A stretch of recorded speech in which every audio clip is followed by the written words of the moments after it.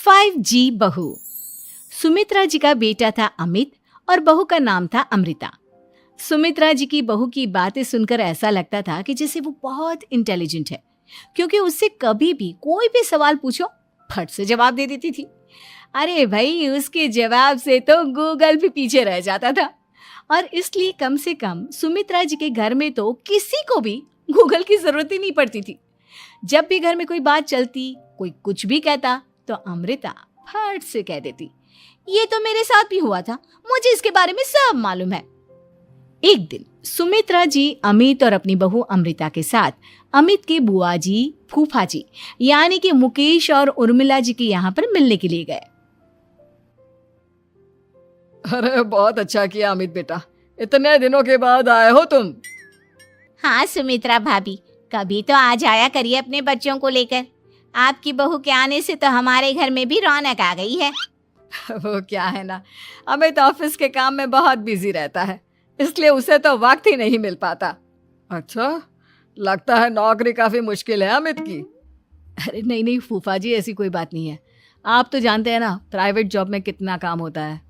अरे कोई समझे ना समझे, मुझे तो पता है प्राइवेट नौकरी में इतना काम करना पड़ता है कि इंसान की आफत आ जाती है।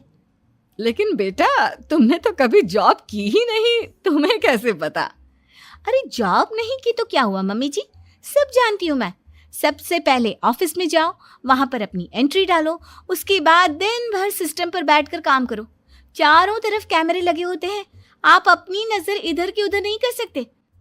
उसके बाद दिन भर बॉस की चिक चिक सुनो, वो अलग से। यही सब होता है, मुझे ना सब पता है। अरे बहू रानी तो काफी इंटेलिजेंट है, हर बात की खबर है इसको। थोड़ी देर बाद, अब देखिए सुमित्रा भाभी, इतने दिनों के बाद आई हैं आप, खाना खाकर ही जाना, ऐसे तो मैं आपको जाने नहीं दूंगी। वैसे बुआ जी, खाने में क्या बनाया है? वो क्या है ना बेटा, आज तुम्हारी बुआ जी की तबीयत थोड़ी ठीक नहीं थी, इसलिए हमने सोचा कि जब तुम लोग यहाँ आ जाओगे तो बाहर से खाना मंगवा लेंगे और साथ में बैठकर खाएंगे। लेकिन बस प्रॉब्लम इतनी सी है कि मुझे बाहर से खाना ऑर्डर करना नहीं आता। सोचा जब अमित आएगा तो उसी को बोल दूंगी। अरे मुझे आता है ना, मैं कर देती हूँ ऑर्डर। बताइए क्या क्या मंगाना है आपको? इटालियन, कॉन्टिनेंटल, इंडियन, पंजाबी, सब पता है मुझे। क्या बात है बहू, क्या घर में भी खाना रोज बाहर से ऑर्डर करती हो? अरे नहीं बुआ जी, ऐसी कोई बात नहीं है, बस मुझे ना सब पता है। कोई बात नहीं अमृता, मैं अपने फोन से ऑर्डर कर देता हूँ। अरे क्या बात है, आजकल ऑनलाइन डिलीवरी पर कोई ऑफर नहीं चल रहा है, वरना काफी पैसे बच जाते। कैसी बात करते हैं अमित, मैं कह रही हूँ ना मुझे सब पता है। मुझे एक बहुत अच्छा ऑनलाइन डिलीवरी वाला मालूम है, जहाँ पर 50% ऑफ मिल जाएगा। और आज तो वैसे भी फ्राइडे है ना, फ्राइडे को तो उस पर 50-70% ऑफर मिलता ही मिलता है। अरे क्या बात है, इसके बारे में तो मुझे पता ही नहीं था। अरे बेटा, जिस चीज के बारे में किसी को पता नहीं होता, हमारी बहू को पता होता है। एक काम कर, तू उसी को ऑर्डर करने दे। क्या बात है अमृता बेटा, तुम तो बहुत इंटेलिजेंट हो, सब कुछ जानती हो। कुछ दिनों के बाद सुमित्रा जी की कुछ सहेलियां उनसे मिलने के लिए आती हैं। अरे सुमित्रा बहन कैसी हो, बहू कैसी है तुम्हारी? अरे पूछिए मत, बहुत इंटेलिजेंट है मेरी बहू, सब कुछ जानती है। क्या बात है, बहू के आने के बाद तो औरतें दुखी हो जाती है, लेकिन तुम तो बहुत खुश लग रही हो। वो क्या है ना, मेरी बहू है ही इतनी अच्छी।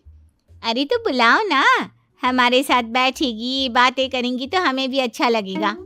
सुमित्रा जी अमृता को बाहर बुलाती हैं और उसके बाद सब लोग बातें करने लगते हैं। क्या बताऊं, कुछ दिनों से घुटनों में इतना दर्द हो रहा है कि चला भी नहीं जाता। अब बुढ़ापे में तो ये सब चलता ही रहता है, क्या कर सकते हैं। आंटी जी, आप योगा करिए, योगा और साथ में ना काले तिल खाया करिए, आपके घुटनों का दर्द भाग जाएगा। लेकिन तुमको ये सब कैसे पता बेटा? अरे मेरे भी घुटनों में दर्द होने लगा था, मैंने योगा किया और काले तिल के साथ गुड़ मिलाकर उनके लड्डू बनाकर खाए, एकदम ठीक हो गए हैं मेरे पैर। अमृता, ये तुम क्या कह रही हो? इतनी कम उम्र में तुम्हारे पैरों में दर्द कैसे हो सकता है? अरे मम्मी जी सच कह रही हूँ, एक बार अगर कोई ये नुस्खा अपना लेना बस मजा आ जाए। ठीक है बेटा, अगर तुम कहती हो तो मैं ये करके देखती हूँ। मुझे सब पता है आंटी जी, ये मेरे साथ हो चुका है, इसीलिए तो बता रही हूँ मैं आपको, ऐसे नहीं बताती किसी को। कुछ दिनों के बाद अमित अमृता को अपने दोस्तों के साथ घूमने के लिए ले जाता है। क्या यार, क्या जिंदगी हो गई है। सारा दिन ऑफिस का काम करते रहो, अपनी हेल्थ पर तो ध्यान ही नहीं दे सकते। अरे क्यों नहीं दे सकते अपनी हेल्थ पर ध्यान? सब दे सकते हैं, इंसान चाहे तो कुछ भी कर सकता है। क्या बात है भाभी, आप इतनी श्योरिटी के साथ कैसे कह सकती हैं? अरे आजकल ना एक से एक एप्लीकेशन है मार्केट में, और जानते हैं उसमें कुछ एक्सरसाइज तो ऐसी बताते हैं जिन्हें आप अपने ऑफिस में बैठे बैठे, मेरा मतलब लैपटॉप पर काम करते करते भी कर सकते हैं। अमृता, ऐसी एक्सरसाइज के बारे में तो मुझे भी नहीं पता था, तुम्हें कैसे मालूम? अरे मुझे सब पता है, हर चीज की खबर रखती हूँ मैं, जानते हैं ना आप। लेकिन ऐसी कौन सी एप्लीकेशन है और ऐसी कौन सी एक्सरसाइज है भाभी? एक मिनट, मैं आपको अपने मोबाइल में दिखाती हूँ। अरे वाकई में भाभी तो सही कह रही हैं। देखो यार, इसमें कितनी अच्छी एक्सरसाइज दिखाई गई है। अपनी चेयर पर बैठे बैठे एक्सरसाइज भी कर लो, काम भी और हेल्थ भी। वाह भाभी वाह, मजा आ गया। लेकिन अमृता, तुम्हें इस बारे में कैसे पता? अब मेरे साथ जो चीज हो चुकी है उसके बारे में तो मुझे पता होगा ही ना अमित। मतलब तुम कब ऑफिस में काम करने गई जो तुमने ऑफिस करते करते एक्सरसाइज की? मैं जो किचन में काम करती हूँ अमित, घर के काम, वो किसी ऑफिस के काम से काम है क्या? बस मैं भी वो सब करते करते इनमें से कुछ एक्सरसाइज ट्राई कर लेती हूँ, इसीलिए मुझे सब पता है। सही है यार, तुम तो बहुत इंटेलिजेंट हो। कुछ दिनों के बाद ये क्या है? एक दोस्त ने मेरे साथ एक मजाक किया है, लेकिन समझ में ही नहीं आ रहा। अरे बेटा, तो अमृता से पूछ लेना, उसके पास कोई ना कोई जवाब जरूर होगा। ठीक कहती है मम्मी जी, मैं सब जानती हूँ। लेकिन अमृता, ये थोड़ा मुश्किल है, सोच लो। मेरे लिए कुछ भी मुश्किल नहीं, दुनिया की कोई भी पहेली हो मैं चुटकी में सॉल्व कर लेती हूँ। अच्छा ठीक है, देखो मेरे दोस्त ने मुझे एक खाली पेपर दिया है और कहा है कि इस पर उसने मेरे लिए कुछ मैसेज लिखा है। अब एक बात बताओ यार, खाली पेपर पर, आई मीन जिस पर कुछ भी नहीं लिखा हुआ, उसे मैं कैसे पढ़कर बताऊं? अरे बस इतनी सी बात, इसे तो मैं चुटकियों में सॉल्व कर दूंगी अमित। लेकिन कैसे बहू? इस पेपर पर तो वाकई में कुछ नहीं लिखा हुआ, एकदम खाली पेपर है, कैसे, क्या पढ़ोगी तुम? अमित, एक छोटा सा काम करो, जल्दी से एक मोमबत्ती लेकर आओ। अरे बहू, पेपर में आग लगाने का इरादा है क्या? नहीं मम्मी जी, इस पेपर पर अमित के दोस्त का लिखा हुआ मैसेज पढ़ने का इरादा है। अमित कैंडल लेकर आता है। अब ना बस इस पेपर को धीरे धीरे कैंडल के ऊपर घुमाते रहो, देखना 2 ही मिनट में मैसेज आपकी आंखों के सामने होगा। अच्छा ठीक है, मैं ऐसा करके देखता हूँ। 2 मिनट के बाद, अरे वाकई में इस पर तो अक्षर बनने लगे, लेकिन ये हुआ कैसे? और अमृता, तुम्हें कैसे पता? बहुत सिंपल है मम्मी जी, अमित के दोस्त ने नींबू के रस से मैसेज लिखकर उसे सुखा दिया। अब अगर मैसेज पढ़ना हो ना तो पेपर को आग के सामने ले जाओ और लेटर्स अपने आप उभर कर आ जाते हैं। वाह बहू, लेकिन तुम ये सब कैसे जानती हो? अरे मम्मी जी, जब मैं छोटी थी ना तो अपनी सहेलियों के साथ ऐसे ही गेम खेला करती थी। ये तो मेरे साथ कितनी बार हो चुका है, मुझे सब पता है। थैंक यू यार अमृता, तुम्हारी वजह से हमें कुछ भी सोचने की जरूरत ही नहीं पड़ती, तुम सब कुछ बता देती हो। कुछ दिनों के बाद सुमित्रा जी को अमृता के प्रेग्नेंट होने की खुशखबरी मिलती है और सुमित्रा जी अमृता को डॉक्टर के यहाँ लेकर जाती है। देखिए सुमित्रा जी, आपकी बहू की तबीयत बिल्कुल ठीक है, किसी भी तरह की चिंता करने की कोई जरूरत नहीं है, लेकिन हाँ, उनको आयरन वाली डाइट खाने की बहुत जरूरत है। ठीक है डॉक्टर साहब, आप बता दीजिए मैं अपनी बहू को क्या क्या खिलाऊं ताकि उसकी तबीयत ठीक रहे और आने वाले बच्चे की भी। अरे मम्मी जी, इसमें डॉक्टर से पूछने की क्या जरूरत है, किशमिश है, अनार है, पालक है, ये सब खाना चाहिए, आयरन का लेवल बिल्कुल बराबर रहता है। अरे वाह, आपकी बहू तो सब कुछ पहले से ही जानती है। ये तो बहुत अच्छी बात है। देखो, आयरन के साथ तुम्हें कैल्शियम भी खाना होगा। जानती हूँ मैं, अगर आयरन की खाली सप्लीमेंट लेते हैं और कैल्शियम नहीं लेते तो बॉडी उसे अच्छे से एब्जॉर्ब नहीं कर पाती। सब पता है मुझे। बहू ये भी मालूम है? हाँ मम्मी जी, आप तो जानती है ना, मुझे सब पता है। आपकी बहू की बातें सुनकर अच्छा लग रहा है। मुझे ऐसी बहुत कम लड़कियां मिलती हैं जिन्हें इतनी नॉलेज होती है, सारे सवालों के जवाब देती है। और हमारे इंडिया में तो वैसे भी हालात बहुत खराब है।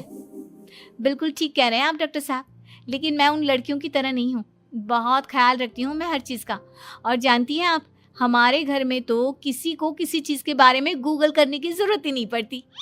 बिल्कुल ठीक कह रही है अमृता। अरे कुछ भी पूछ लो इसे, सब पता होता है। अरे वाह, तुम तो बड़ी कमाल की लड़की हो। चलो, ये तो बहुत अच्छी बात है, लेकिन फिर भी डॉक्टर की सलाह पर पूरा ध्यान देना चाहिए। वैसे क्या चाहिए तुम्हें, बेटा या बेटी? अरे डॉक्टर साहब, कुछ भी हो जाए, बस बच्चा अच्छे से हो जाना चाहिए। मुझे तो दोनों में से किसी से कोई भी परेशानी नहीं। और सुमित्रा जी, आप? डॉक्टर मैडम, मुझे तो लड़के और लड़की में कभी भेद करने की आदत ही नहीं है। पोता आए या पोती, मेरे लिए तो दोनों एक बराबर है। सुनकर अच्छा लगा। वैसे आप जानती हैं, हमारे यहाँ पर तो लोगों को बड़ी बेचैनी रहती है ये जानने की कि पेट में लड़का है या लड़की, लेकिन विदेशों में ऐसा नहीं होता। हाँ, वहाँ पर तो सब कुछ पहले से ही बता देते हैं ना। ये भी कोई बात हुई भला? लेकिन तुम्हें कैसे पता कि वहां पर सब कुछ पहले ही बता देते हैं? अच्छा हाँ, तुम तो सब कुछ पहले से ही जानती हो ना। तुम्हारे साथ तो सब कुछ पहले से ही हो चुका होता है। नहीं मम्मी जी, ये तो मेरे साथ पहली बार हो रहा है, इसलिए मैं ये डायलॉग नहीं बोल सकती। अमृता की बात सुनकर सुमित्रा और डॉक्टर दोनों हंसने लगते हैं।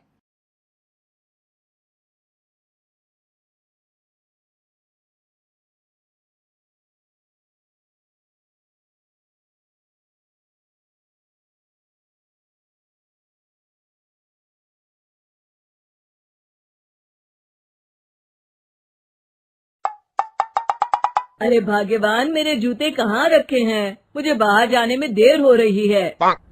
तभी मालती कमरे में आती है। ये रहे आपकी जूते। मैं इन्हें साफ करने के लिए ले गई थी। अरे वाह, तुम कितनी समझदार हो। मेरे बिना कुछ कहे ही सारे काम कर देती हो।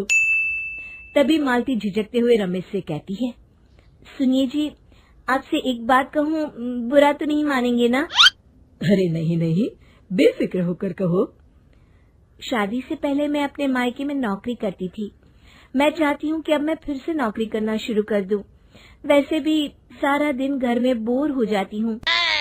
देखो मालती, तुम्हारे नौकरी करने से मुझे कोई ऐतराज नहीं है, लेकिन तुम्हें एक बात बता दूं, हमारे खानदान में आज तक कभी किसी औरत ने नौकरी नहीं की।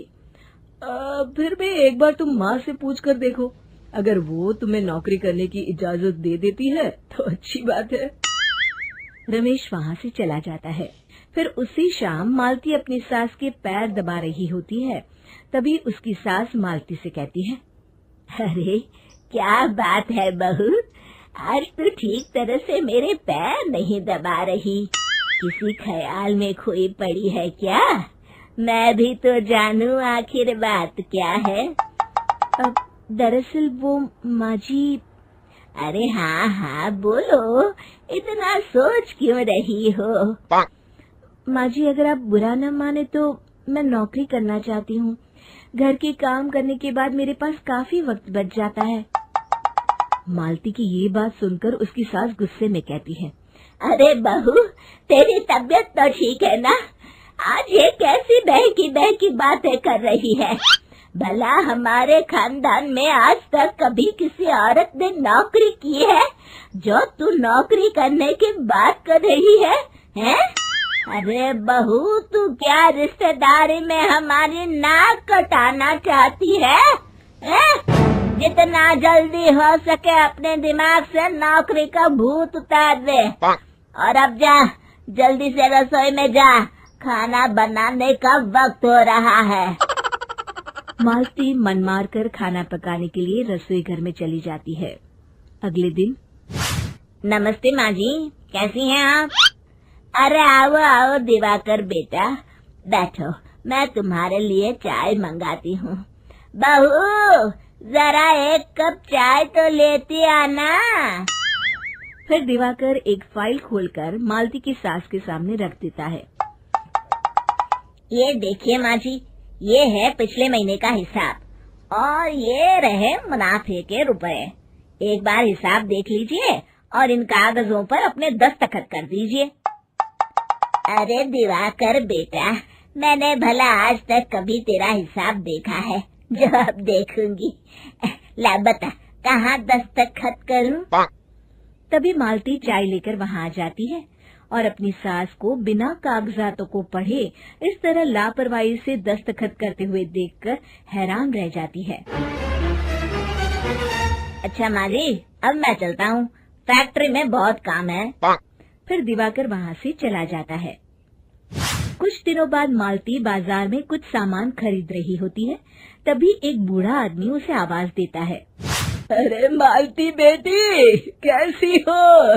मुझे पहचाना? मैं तुम्हारी कंपनी में मुनीम का काम करता हूँ। हाँ चाचा जी, मैं आपको बिल्कुल पहचानती हूँ। कहिए, कैसे हैं आप? मैं तो ठीक हूँ। कंपनी में कुछ भी ठीक नहीं चल रहा, यहाँ तक कि हमें ठीक वक्त पर तनख्वाह भी नहीं मिलती। ये आप क्या कह रहे हैं? अब क्या बताऊं, आप लोग तो कभी हिसाब किताब देखने दफ्तर आते नहीं। मेरी मानो तो एक बार आप लोग दफ्तर आकर सारा हिसाब किताब देख लो, आपको असलियत पता चल जाएगी। अच्छा बेटी, अब मैं चलता हूँ, देर हो रही है। फिर वो बूढ़ा वहाँ से चला जाता है। वहीं दूसरी तरफ मालती घर पहुंचकर अपनी सास को सारी बात बताती है। तभी वहाँ रमेश भी आ जाता है, लेकिन मालती की सास मालती की किसी भी बात पर विश्वास नहीं करती। तभी रमेश कहता है, अरे माँ, बिना आग के कभी धुआं नहीं उठता। जब मालती इतना कह रही है तो हमें एक बार दफ्तर चलकर देख लेना चाहिए। वैसे भी हम लोग काफी दिन से अपने दफ्तर नहीं गए हैं। इस तरह किसी एक आदमी के भरोसे काम छोड़ना मुझे भी ठीक नहीं लगता। अगले दिन वे सभी अपने दफ्तर पहुंचते हैं और सीधे दिवाकर के कैबिन में जाते हैं। अचानक सबको एक साथ देखकर दिवाकर चौंक जाता है। अरे माँ जी, आप सब लोग अचानक यहाँ कैसे आ गए? अगर कुछ काम था तो मुझे एक फोन कर दिया होता, मैं आपके घर आ जाता। तभी मालती की सास कहती है, अरे दिवाकर बेटा, आज मैं हिसाब देखने दफ्तर आई हूँ, जरा मुझे पिछले 6 महीनों का हिसाब दिखाना तो बेटा। दिवाकर घबराते हुए हिसाब की फाइल मालती की सास को देता है। मालती की सास फाइल लेकर मालती को देती है और कहती है, ले बहू, देख ले हिसाब। मालती फाइल को बड़े गौर से देखती है और अगले ही पल उसे सारी गड़बड़ी समझ में आ जाती है। वो अपनी सास से कहती है, माँ जी, मुनीम चाचा बिल्कुल सही कह रहे थे। हमारी कंपनी में पिछले 6 महीनों में जितना मुनाफा हुआ है, हमें उसका आधा पैसा भी नहीं मिला। यूँ समझ लीजिए कि 1 रुपये में सिर्फ चवन्नी ही हमारे हाथों में आई है। मालती की बातें सुनकर मालती की सास गुस्से से दिवाकर को पूछती है, क्यों दिवाकर, मेरी बहू जो कह रही है वो सच है? दिवाकर समझ जाता है आज उसका भांडा फूट चुका है। वो गिड़गिड़ाते हुए कहता है, मुझे माफ कर दीजिए माँ जी, मैं पैसों के लालच में अंधा हो गया था। अरे वाह दिवाकर, तू तो एक नंबर का चोर निकला। इतने दिनों से मैं तुझ पर आंख बंद करके भरोसा करती रही और तू मुझे ही चुना लगाता रहा। अभी के अभी निकल यहाँ से और दोबारा अपनी शक्ल मत दिखाना। दिवाकर वहाँ से भाग जाता है। मालती की सास मालती को शाबाशी देते हुए कहती है, बहू, आज मैं समझ गई कि पढ़ाई लिखाई हमारी जिंदगी में कितनी जरूरी है। मैं बहुत किस्मत वाली हूँ जो मुझे तुझ जैसी बहू मिली है। शिक्षा, पढ़ाई लिखाई का इस्तेमाल सही जगह करके हम दुनिया में बहुत कुछ बदल सकते हैं।